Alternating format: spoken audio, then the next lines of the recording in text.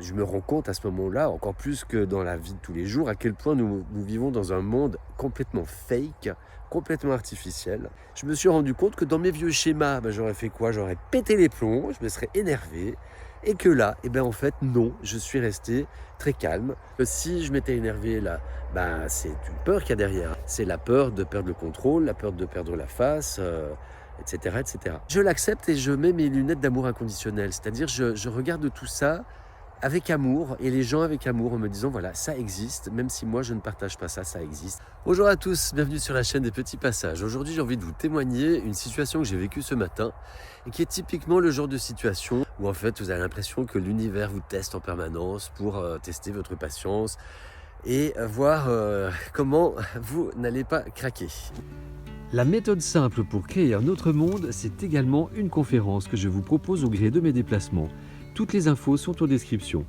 Pour bénéficier de l'ensemble de mon message, restez bien jusqu'à la fin de la vidéo et si elle vous aura semblé pertinente, merci de la partager, de la commenter et de vous abonner à la chaîne.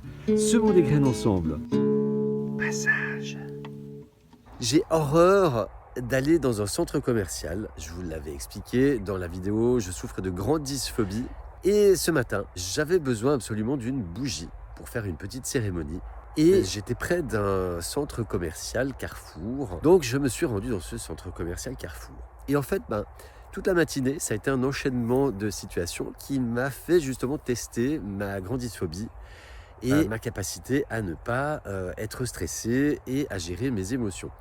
Donc, je vais acheter cette bougie, jusque-là tout va bien, je paye, je m'en vais, je retourne dans mon camion, j'allume la bougie, me préparant pour cette petite cérémonie, et la bougie, en fait, elle avait un défaut, la mèche se brûlait, en fait, et la bougie s'éteignait.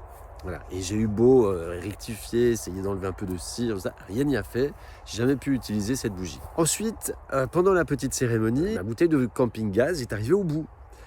Ce qui fait que, comme j'étais à 2 pas de ce centre commercial, j'y suis retourné. Et j'ai vécu la suite de l'aventure qui m'a fait tester ma patience. Et en fait, alors moi, ma stratégie quand je vais dans ce genre d'endroit, pour pas me prendre en pleine face tout ce que je déteste, je mets en application tout ce que je vous dis dans mes vidéos. C'est-à-dire, je ne peux pas changer le centre commercial, mais par contre, je peux changer ma perception et ma réaction. Donc en fait, je m'imagine dans un grand jeu. Je me rends compte à ce moment-là, encore plus que dans la vie de tous les jours, à quel point nous vivons dans un monde complètement fake, complètement artificiel, complètement contre nature, avec du béton, du plastique partout. Donc je prends ça comme un jeu, en fait. Et donc je suis comme à Disneyland, vous voyez ? Et en même temps, je ne me moque pas des gens. C'est ça la différence. Je les respecte et je me dis, voilà, eux, c'est ce qui les fait kiffer. Moi, ça ne me fait pas kiffer, mais ça fait partie du plan divin. Et donc, je l'accepte et je mets mes lunettes d'amour inconditionnel. C'est-à-dire, je regarde tout ça avec amour et les gens avec amour en me disant, voilà, ça existe, même si moi, je ne partage pas ça, ça existe. Et je me trouve même attendri avec les cadeaux de Noël, les petits arrangements pour Noël, les petites bougies, les décorations, tout ça. Je m'en émerveille, voilà. Et même si c'est pas mon truc. Alors déjà, je ramène la bougie au service client, il me la rembourse sans faire de problème. Je vais dans le magasin chercher ma bonbonne de camping-gaz et je vais à la caisse. Et là, je me rends compte que j'ai oublié mon porte-monnaie dans le camion. Je laisse tout ça en attente à la caisse et je retourne à mon camion. Mais comme c'est un énorme centre commercial, évidemment, entre la caisse et le camion, il y a 3/4 d'heure de marche.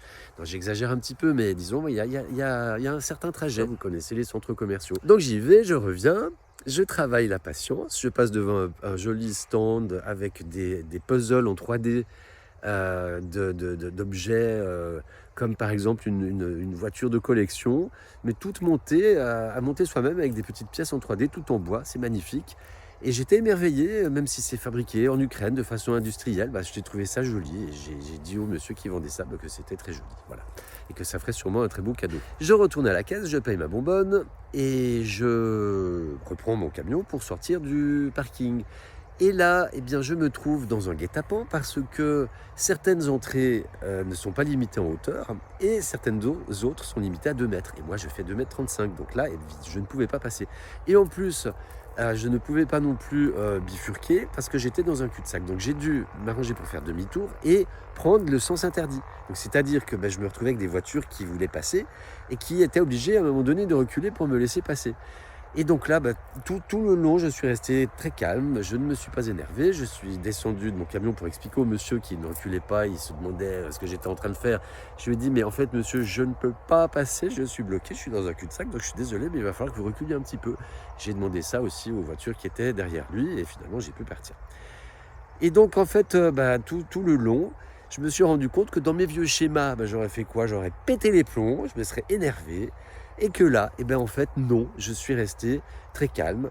J'ai pris ça comme un jeu, comme un test. Et j'étais très content. D'autant plus que la petite cérémonie que j'ai faite ce matin avec la bougie, c'était une cérémonie de brûlage de peur. C'est-à-dire que l'idée, c'est de noter sur un papier, enfin sur plusieurs papiers, des peurs que l'on peut avoir et de les brûler.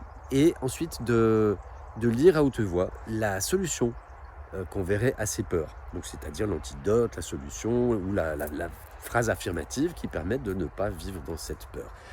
Et donc en fait, j'étais vraiment très content parce que justement après cette cérémonie, je me suis senti léger. J'ai senti une capacité encore plus grande d'affronter mes peurs parce que si je m'étais énervé là, c'est une peur qu'il y a derrière, hein, j'arrête pas de vous le dire dans mes vidéos, c'est la peur de perdre le contrôle, la peur de perdre la face, etc., etc. Donc voilà, j'avais envie de vous partager ça.